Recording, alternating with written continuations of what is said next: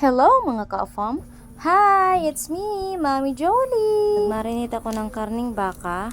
Nilagyan ko ng salt, ng kaunting seasoning. Nilagyan ko ng soy sauce. Nilamas-lamas.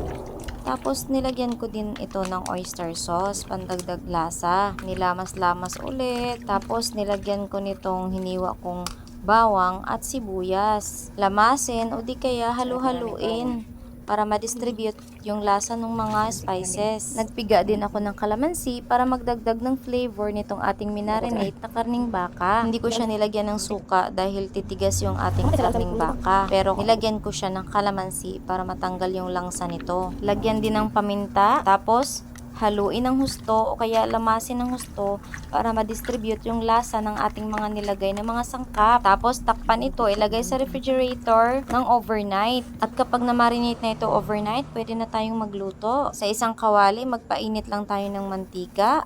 Prituhin natin itong ating tapa. Utay-utayin lang natin ito, wag lahatin kaagad. Tapos, ilagay muna sa tabi kapag nag-brown na yung ating tapa. By batch lang yung pagpiprito para maprito natin ng maayos lahat ng karne. Ilagay ko muna sa isang tabi yung mga naprito ko. Dapat in a medium heat lang. Para naman hindi kumunat yung ating niluluto at hindi maging kasing kunat ng goma o rubber band. Kapag nagluluto tayo ng baka, wag natin lakasan masyado yung apoy.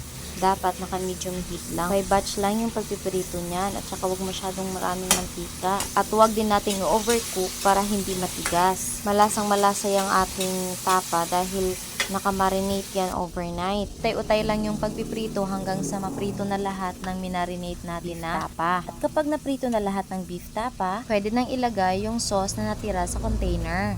Dagdagan ng kaunting soy sauce para magdagdag ng kulay sa ating niluluto. Tikman at timplahan hanggang sa makuha yung lasa na gusto mo. I-simmer lang ito hanggang sa lumambot ang ating karne. Pakuluin hanggang sa lumapot ang kanyang sauce. Ang gusto ko dito, yung parang nagmamantika na yung sauce nito. Yung sobrang lapot na. Mahilig kasi ako maglagay ng sauce sa kanin para mas malasa yung kanin kapag kakainin na. Yung sauce niyan masarap ihalo sa kanin. Masisira ang diet mo kapag ito ang kinain. Sarap ito. Ay, sarap. Kain na naman.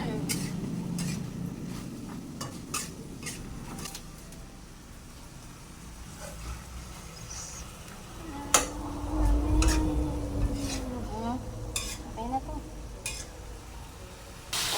Ganitong klaseng luto talaga yung mapapakanin ako. Sarap nito ihalo sa kanin. Mga ka-afam, may kanya-kanya tayong way ng pagluluto. Ako, shinare ko lang sa inyo kung paano ko ginawa itong aking beef tapa. Kung gusto niyo ding itry yung aking simple na recipe, pwede niyo din po itong gawin dyan sa inyo. At ito na, ready na ang ating beef tapa.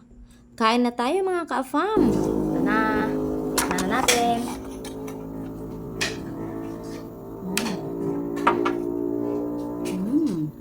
Sarap. Saktong-sakto lang. Hindi maalat. Hindi rin matabang. Saktong-sakto lang yung timpla. Masarap talaga pag maraming bawang. Tapos paminta. Yun. Nakatulong din yung oyster sauce. Yun. Tsaka hindi matigas. Malambot lang yung ating beef. Tapa. Masarap din talaga kapag marinate siya. Overnight. Sarap to sa kanin. Try nyo na rin to mga ka-afam. Please follow, share, and comment. Ingat, and God bless mga ka-afam.